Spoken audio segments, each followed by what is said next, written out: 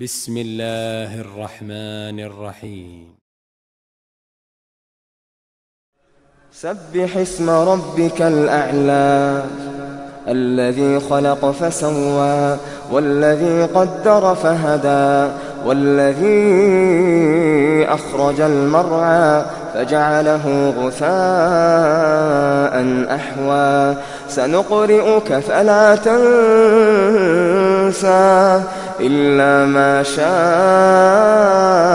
الله إنه يعلم الجهر وما يخفى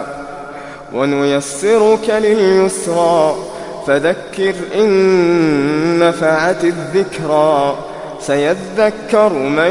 يخشى ويتجنبها الأشقى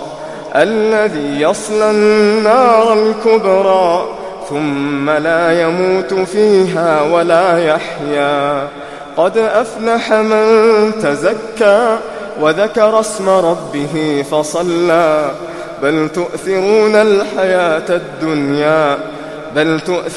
الحياة الدنيا والآخرة خير